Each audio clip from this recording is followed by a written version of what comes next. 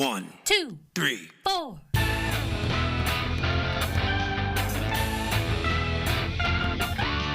Monster movie. Fun time, go! Monster movie. Fun time, go. Monster Movie. Fun time. Go! Monster movie. Fun time, go. With Precious D and Honey Bee. Fun time, go! Ladies and gentlemen, boys and girls, friends and neighbors, welcome to Monster Movie Fun Time Go. This is our Thanksgiving special. Aww. Happy Thanksgiving, everybody. Happy Thanksgiving. Happy Thanksgiving to you, my dear. I am very thankful for all of you out there and for you especially, Precious. Aw, I feel the same. Thank you.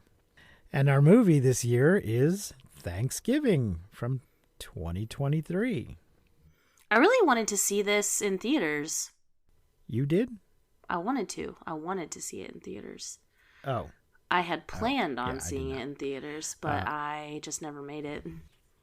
I did watch it last year, but not at Thanksgiving. I think just as soon as it became available on Netflix, I think I watched it. Or possibly when somebody I know bootlegged it.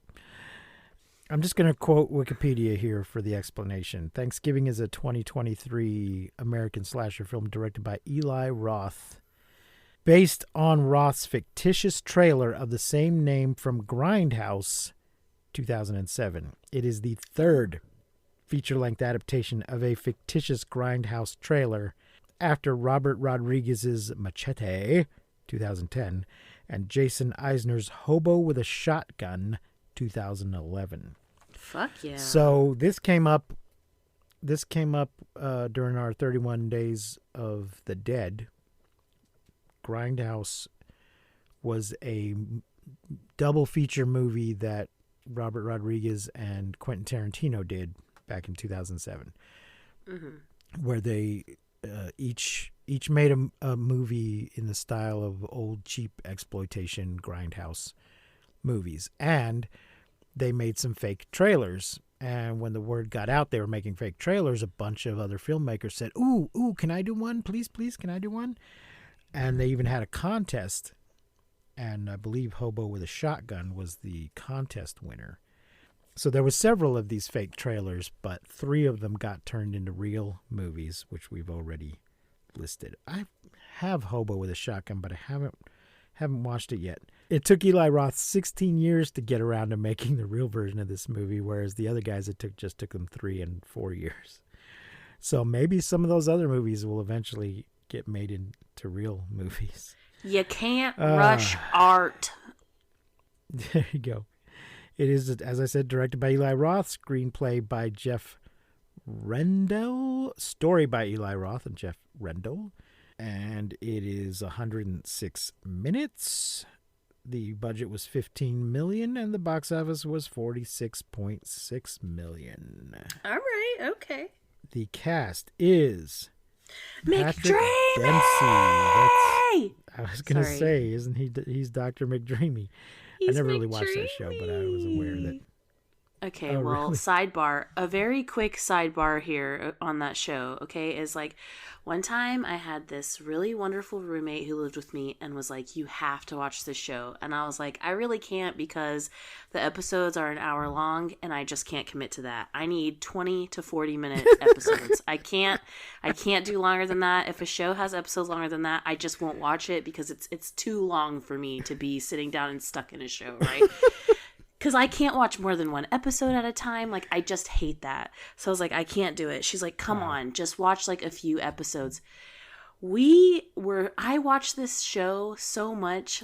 It got to the point where if I needed to feel something, I had to watch the show because it would make me cry so much. And then one day, I have to work at 10 in the morning. I have to open the bar, and I am up until 6 a.m. watching this fucking show because I am so addicted to it, and they killed my favorite character. People die in the show all the time. It's written so crazy. You never know when just the person you love is just gonna die. And they fucking killed my favorite character. It's 6 a.m. I'm still awake. I'm like shaking her awake, like asking her if it's true, because I just can't go on to the next episode because it's a whole nother fucking hour. And I'm like shaking her like, oh my God, is he dead? And she kind of like wakes up and she's like, yeah, he's really dead. And I am so devastated. So much that when I go to work the next day, a man comes into my bar, I start crying because he looks like the actor who plays this made-up character that I am now grieving in my real life. And right then, I was like, I will never watch another episode of this fucking show. I'm done with it. So that is my Grey's Anatomy story. Thank you for listening. Did you? Yeah, this show, by the way, folks, is Grey's Anatomy. I don't think I've ever seen a single episode of Grey's Anatomy. Oh, it's so good. Were you watching this on DVD then? How were you binging this? No. We were watching it on Netflix. Okay, I didn't know it was on. Yeah, it's on quite Netflix. a few different things, actually, but yeah. Right. I just not that interested in hospital-based shows. I've only seen maybe 3 or 4 episodes of ER. I don't think I've ever seen a single episode of Grey's Anatomy. I just, for some reason, can't get into hospital shows. Oh, God. It ripped my freaking soul out of my butthole. Ugh. It was horrible. Did you relent and end up watching more, or was no that really no I've never watched another episode ever. That was in 2000 Good for you. 2018. Never watched another episode again, and I never fucking will. So he plays Sheriff Eric Newland, Neil Verloc as Jessica Wright. Nell Verloc. Why did I say Neil? Nell Verloc. I think that's how it's pronounced. Addison Rae as Gabby. Jalen Thomas Brooks as Bobby DeStassi. Milo Mannheim as Ryan. Tommaso Sanelli as Evan Fletcher. Gabriel Davenport as Claude Scuba Diving. Jenna Warren as Yulia. Ty Victor Olsen as Mitch Collins. Tim Dillon as Manny, Russell Ewan as Detective Peter Chu, Karen Cliche as Catherine Wright, Derek McGrath as Mayor Canton, Joe Delphin as McCarty, Jeff Teravinian as Deputy Brett LaBelle, Rick Hoffman as Thomas Wright, Gina Gershon as Amanda Collins. And additionally, Jordan Poole plays Jacob, Mika Amonson plays Lonnie, Shaylin Griffin plays Amy, Amanda Baker plays Lizzie, Chris Sandiford plays Doug, and Lynn Griffin plays Grandma. Adam McDonald provides the voice of John Carver. Honeybee, what are your initial thoughts on Thanksgiving? Oh, my initial thoughts are... Wow. I was super excited for this movie. There are so many moments in this movie that are just, so good. Particularly the deaths in this movie, I am loving. Yeah. They are just fantastic. They're so creative, I feel like. They're not every just slasher movie. I love the way the film is shot. I really was excited for this film. I think that probably the deaths and effects and things I like a little bit more than the storyline, but I will say that the movie kept me guessing the entire time. I did have a few different guesses at a few different points of the movie, which I feel like is the point. The twists and turns, I felt like they did a very good job of keeping things interesting, keeping you guessing. Is it this way? Is it this way? Look over here. I thought that it was very well done, and I do love a good horror movie for the holidays. It's like Krampus, like the Scary Christmas movie. Love that. I feel like very much the same about this. Is I love that it's a holiday and that it's kind of everything is chaotic. And maybe that's because I hate the holidays. I don't know. But I do love, I love that it's a scary Thanksgiving movie. That's just amazing. Like, great job. Great job on that. What about you? What do you think? I really like it. In fact, I think I liked it better this time than the first time I saw it, based on what I rated it on Letterboxd. Oh, really? What'd you rate it on Letterboxd? Or should we talk about that at the end? I rated it. We'll talk about it at the end. But when I went into relog, that I'd watched it again, I could see what I had rated it the last time. So this movie opens. The movie kind of tells us. So because I'd seen it before, I didn't remember all the details, but I remembered who the killer was. So that was kind of fun to watch it knowing who it was and looking for. Yeah. Oh, I'm going to have to watch it again now. So the movie starts off kind of telling us who the killer's going to be. Oh, shit. I got to watch it again. I'm so excited.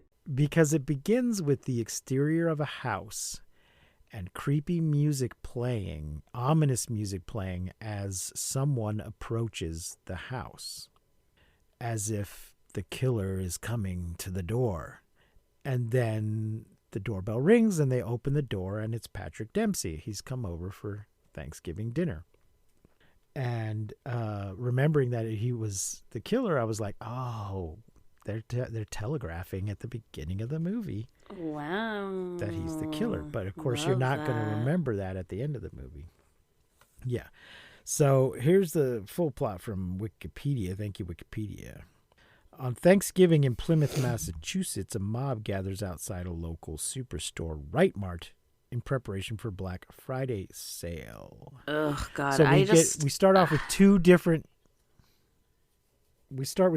Thanksgiving dinners. The working class Thanksgiving dinner, where the sheriff has been invited over to a friend's house. Gina Gershon and her husband, which guy is he? Manny? Mitch. We have that family, and then we have the Wrights, the rich family that owns the Right Mart. And we find out that Right Mart, because Black Friday starts on Thanksgiving now, they're like, people started lining, when we opened on Thanksgiving, on Black Friday, people started lining up at 6 a.m. anyway, so we figured, well, fuck it, we'll just open on Thanksgiving if they're going to be there anyway. And then at the other house, Mitch can carve the turkey, but then he's got to leave because he's a security guard at the Right Mart. So his Thanksgiving's being ruined by the store opening early. I think he's a manager, isn't he? Isn't he a manager and the other two were security guards? Yeah. It doesn't matter. He's head security. He appears to be Sid. Also, we get some telegraphing because the sheriff is something about being single, and Gina Gershon's like, well, I don't think you'll be single for long. Ooh, you dirty little slut. I know. Bad girl. Jessica Wright, whose father Thomas owns the store, lets her friends Gabby, Bobby, Evan, Scuba, and Yulia inside early. The crowd notices them and stampedes into the store. Well, okay, we got to break this down a little bit because, first of all, this Black Friday mob is giving me, all of the anxiety at the beginning of the movie, which I feel like is the perfect way to start a horror film, or a slasher film, is with that, like, just uncomfortable anxiety of, this stampede of people. And I do not do Black Friday things, but I hear the stories of how Black Friday is, and, like, this is just how I imagine it in my brain. And, oh, God, it just really freaked me out. So I can't really remember. loved that we started that way. I've certainly never done one of these getting in line when the store first opens kind of things. Right, yeah. I think I might have gone and bought something somewhere on Black Friday. I've certainly bought some things online on Black Friday or on Cyber Monday, but I've never gotten crowded into the store when it's first opening to get some ridiculous thing that's going to be, this store was like first 100 customers get a free waffle iron. Mm-hmm. And that seemed to be the thing most people were excited about. But yeah, they see these assholes inside of the store and they're like, how come they're already yelling at them to open the doors? And he's like, calm down, you'll get your waffle irons. Well, and some of the kids are like mocking the crowd too, like kind of taunting them. Yes. But the dad doesn't really let them in. The daughter is like, come on, we'll go in this side door. Oh yeah, and the reason they go in is not for the sale or something. They're going to a party or something, and she just needs a phone charger or some shit. Mm-hmm. And decides to stop and grab one real quick. It was dumb. Also, the way they're handling this whole thing is dumb. Yeah, definitely. We've all seen the videos by now. If you're having a thing where it's the first 100 customers, then you have to have a line, not just a crowd at the barricade. You get the first 100, like when people start showing up, you say, okay, get in line there. Here's your wristband. You are the first 100 people. You can't just have this, we're going to throw open the door. But, it's a horror movie. They're commenting on this real shit that we've seen happen. Mm-hmm, so. Mm-hmm. Also, something important I feel like in this moment for me later in the film was in the parking lot when Bobby's like, do I have to go? Like, can I just stay here and wait by the car? And she's like, no, don't make me go alone. And he decides to go in with her. Yeah.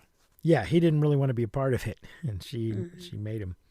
In the ensuing chaos, Amanda Collins, wife of the Right Mart's manager Mitch, a security guard, and a customer are killed while Bobby gets his arm shattered in the riot and moves away. Bobby was a pitching star for the high school baseball team.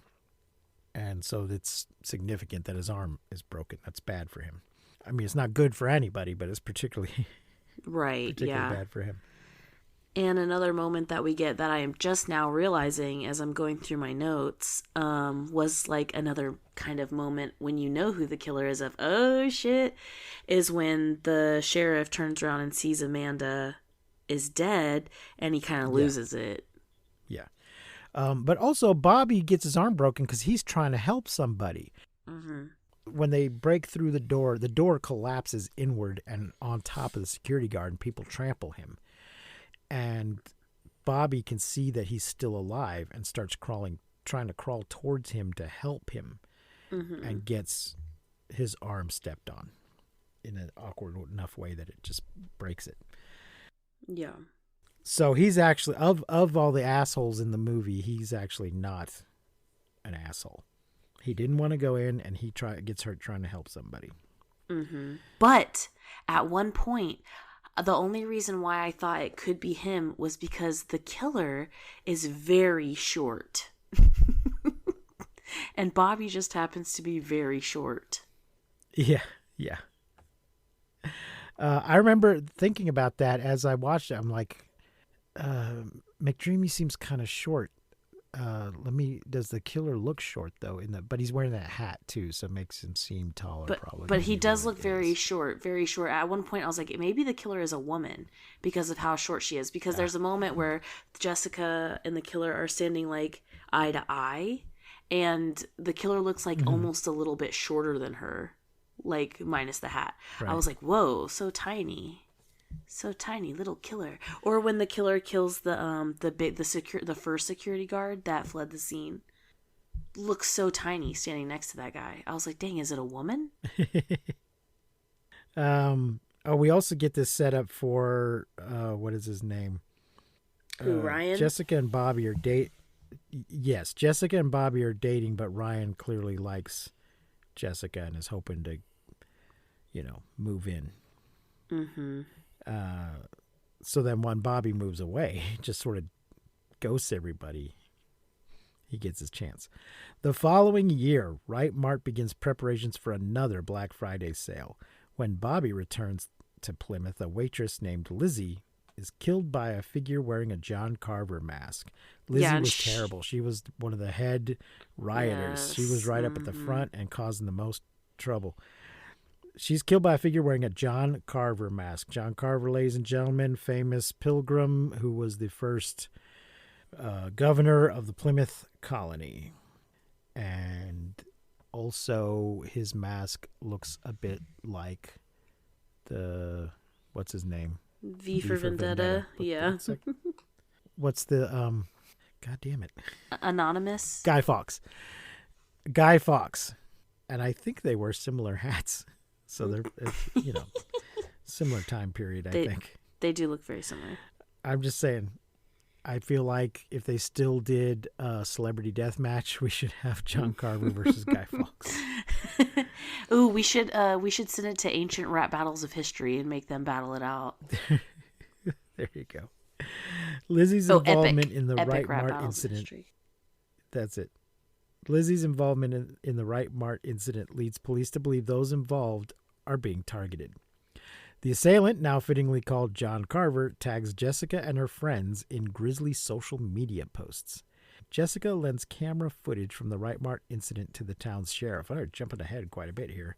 The video footage, security footage from the incident mysteriously disappeared. The cameras supposedly weren't on, but we find out that they were on, that the wife, the stepmother, second wife.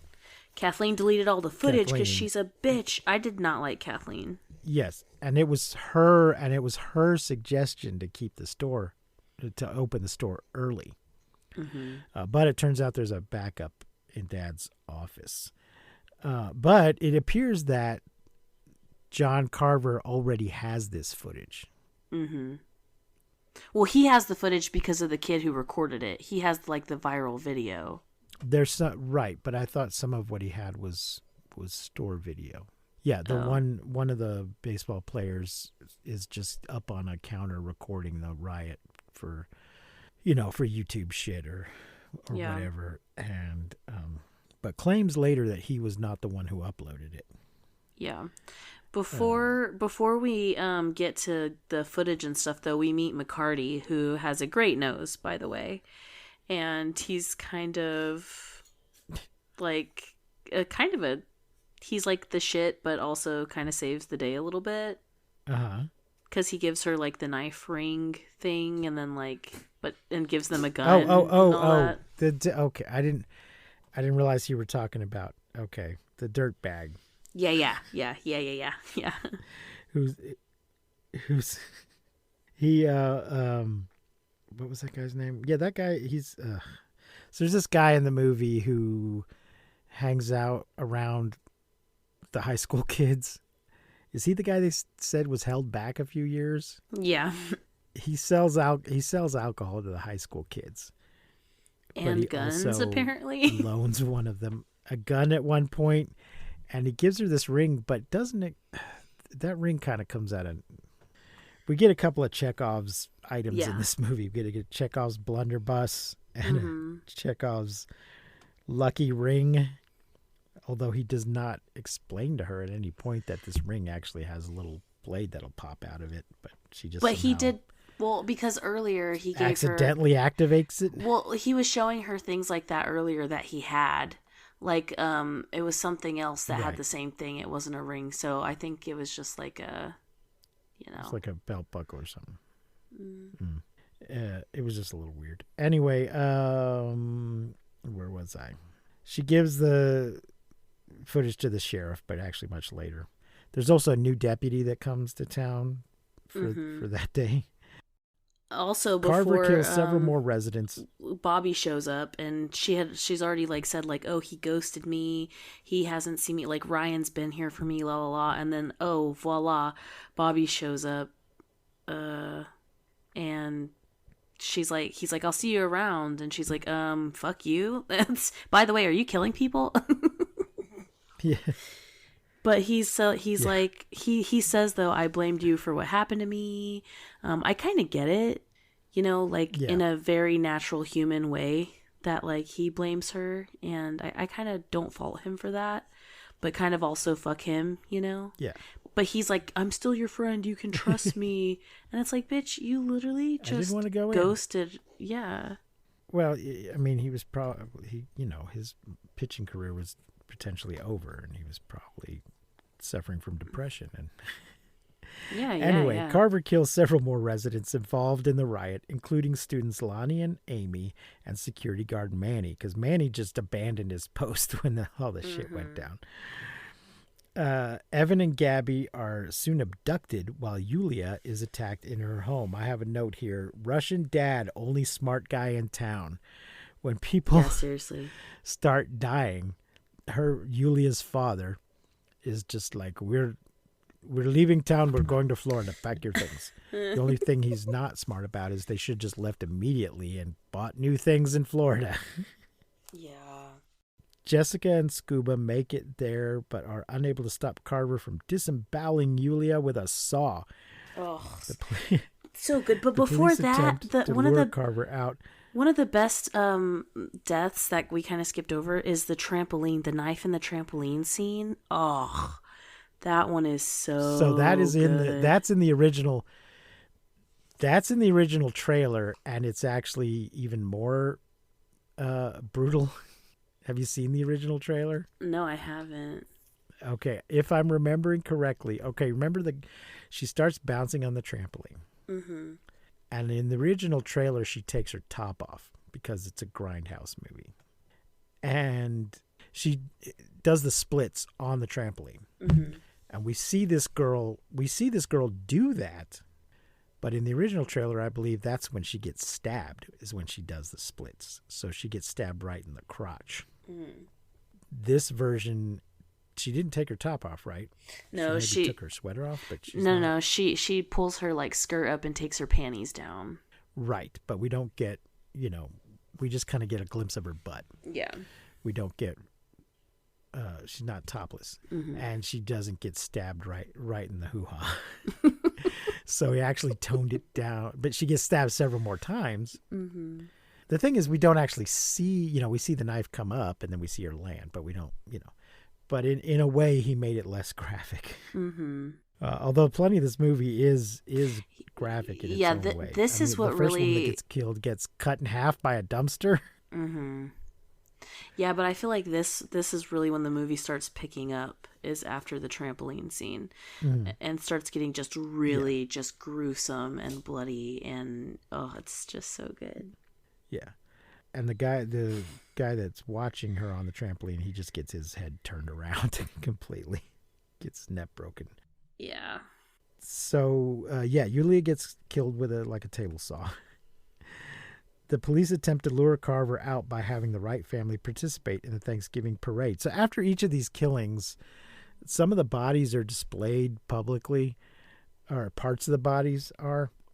And the sheriff shows up after each of these things and acts very concerned and questions a lot of people and acts like he's doing his job really good and like he's on top of it. But as we will find out, he's not. Calm down, Yoli. My dog's in here making noise, folks. So the Wright family, the father was like, screw this. We're not doing Black Friday. I'm closing the store today. Or we're not opening early anyway. We're closing the store. We don't want to be in the parade. But the police convinced them to. Well, Jessica's like, no, we have to be in the parade because we have to set up a trap.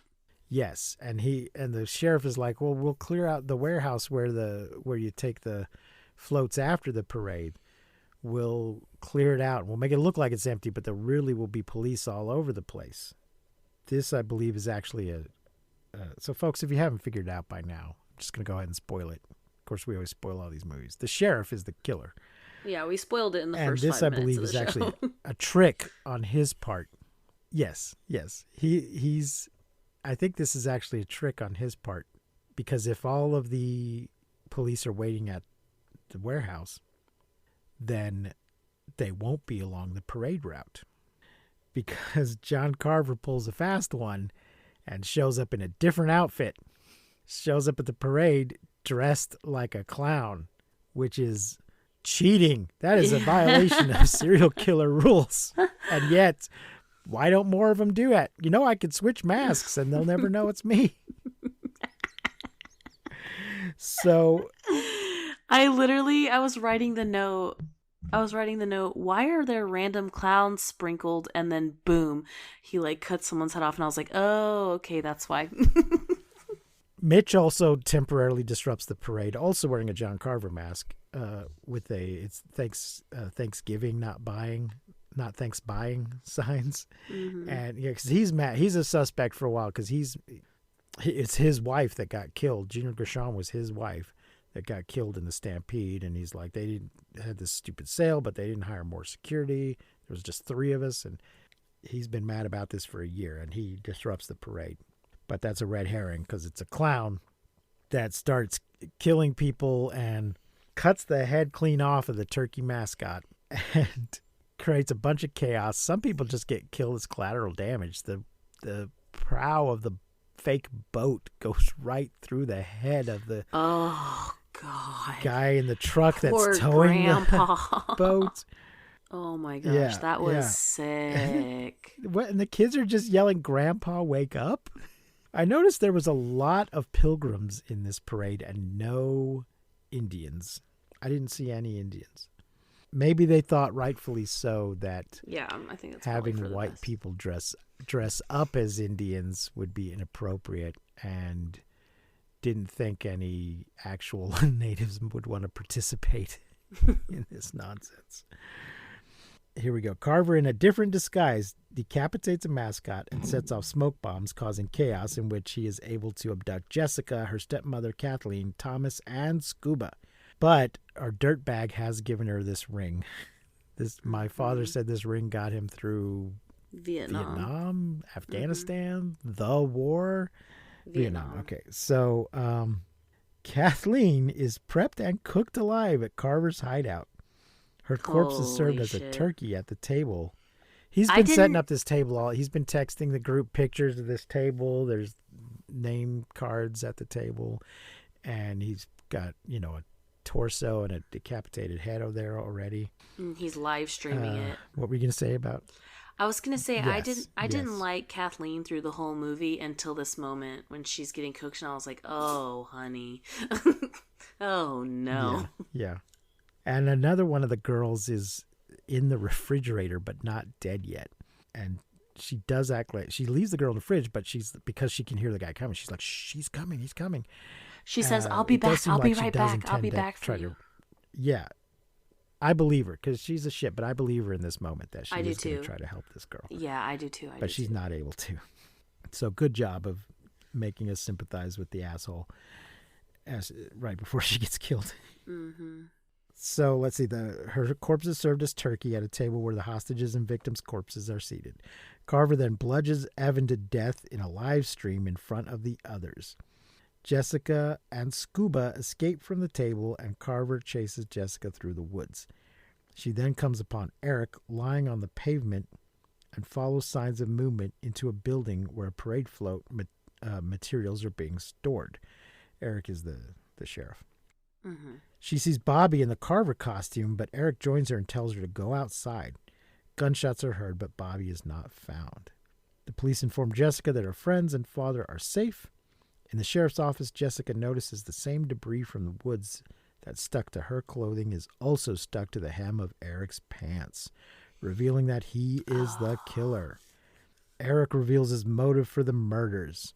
After his wife left him, he met Amanda, that's Gina Gershon, and they had an affair, resulting in her becoming pregnant with his child, and she planned to divorce Mitch to be with him. What did Mitch do wrong? He's not Dr. McDreamy, but he's still... he's not being McDreamy was enough. There's a reason why Eric's wife left him. We don't know what it is, but she left him for a reason. I mean, it turns out he's a homicidal maniac, so... Oh, shit. That's a good reason. Yeah. When Amanda was killed during the Wright Mart incident, not only did Eric lose the love of his life, but also lost his unborn baby. Eric began targeting those he held responsible for the riot as their negligence and violence caused Amanda's death, along with the death of their child. I didn't actually like this that much. It seems like it's being presented as these people are being killed for not having the proper Thanksgiving spirit, for sort of violating the principles of Thanksgiving. Yeah. And then it turns out to really just be personal. It's all just personal. Which is maybe more realistic, but I don't think I liked it as much as if he just been. I like, think they "Guys fucked up tried. Thanksgiving." I think they tried to like connect those two and make them one thing. Where he was like, "It's personal because you guys are so fucked up. You can't even understand what Thanksgiving is. So you did this, and I suffered for it." So I think they tried to make that connection, but maybe it just wasn't as seamless as it could have been. Yeah. When we find out that it's so personal, it's kind of like, yeesh. Right. Yeah. But I think if he had just been mad that his friend got killed and that these other people got killed, as the sheriff, if he had just been angry that people died because of their nonsense rather than I was personally. Yeah. I don't know. Let's see. Eric had abducted Bobby and put him in the Carver costume to frame him, which I also was like, but he was, of the group of assholes, he was the best. This is why I brought up him. He got his arm broken trying to help somebody. So he's the least deserving to be framed for this. Mm-hmm. Jessica then reveals to a horrified Eric that she live-streamed his confession, exposing him as the killer. The sheriff attacks her, but Bobby intervenes. An enraged Eric attacks again, intent on killing Jessica for ruining his plans and his life. Jessica loads a musket using her mother's bracelet because she drops all the little ball bearings. But they established earlier on that she knew how to load the musket and that the musket does function. So shoots down a balloon attached to a tank of gas, causing an explosion that engulfs the sheriff. She reunites with Gabby and Scuba while Bobby is taken to the hospital. Authorities are unable to find Eric's body. Jessica has a nightmare in which she is attacked by a flaming Eric. So we do see they are intending to make a sequel, which might be out by next year. When they're saying, they say, kind of say that they didn't find a body, but they're also saying that they think it was burned up. Yeah, they say like, oh, it was incinerated. Nothing could have survived that explosion. Yeah. But also, right. But they didn't find the body. As he's saying that, we see a fireman walking out who is still wearing his gas mask. Mm-hmm. And she looks at him, and there's a little bit of a slowdown to sort of lay the groundwork for he's not dead. He's escaping in that fireman's outfit. But did he kill that fireman? Where's that fireman? Yeah, definitely dead. Was there just a spare uniform laying around? So, but then they do this dream fake out. I wrote dream fake out, boo. She's laying in bed with the boyfriend and hears something at the door and gets up, and a flaming Eric grabs her, but then she wakes up and she's still just laying in bed. But the thing is though, when she has the dream, the closet door is open and she kind of walks over there and puts her head in it. But then when she wakes up in real life, the closet door is closed and there's this like flash of like the movie ending. So it's kind of like we're to guess like, oh, is he actually there? Right. And then I just don't like dream fake outs. I kind of hate it. I loved it. I really loved it. But did you notice at the end, after the credits, they did like a little tiny, like, I guess a blooper maybe of like the dad? They're like, yeah. Yeah, so there's been this tension with the stepmother, and there's a point where the dad basically apologizes to the daughter, explains how when your mother left or died, I think.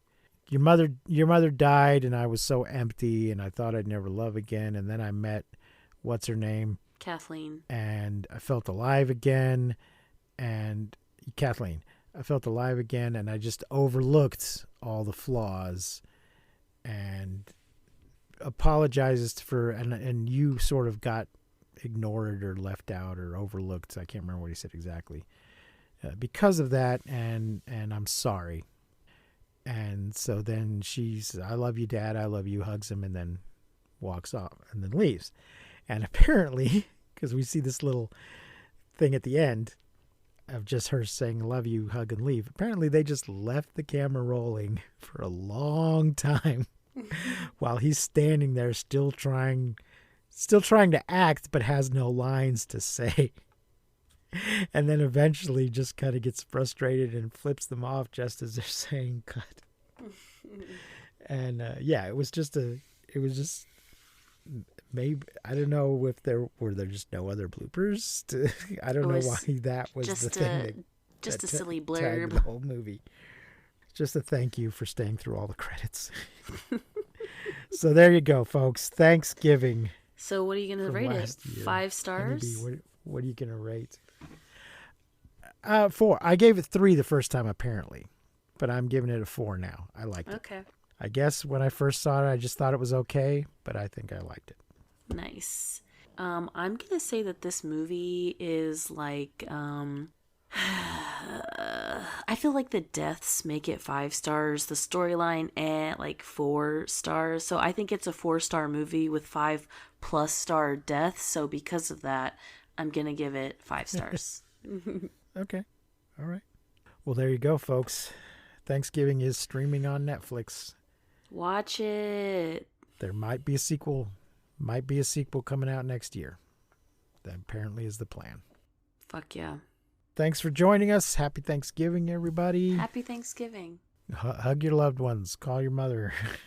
Call your mother and get a dog. This is coming out on Thanksgiving, so we'll have a regular episode coming out on Saturday as usual. We'll have a Christmas special again this year. I'm not going to reveal yet what that is. But thanks for listening, everybody. Until next time, I have been Precious D. And I have been Honey Bee. Remember to keep calm and take shelter in basements. And please, don't misuse science. We won't see you, but you will hear us next time on Monster Movie Fun Time Go. You've been listening to Monster Movie Fun Time Go. If you enjoyed the show, please consider rating and reviewing us on your podcasting platform of choice. You can leave us a message and find links to all our things at mmftg.com.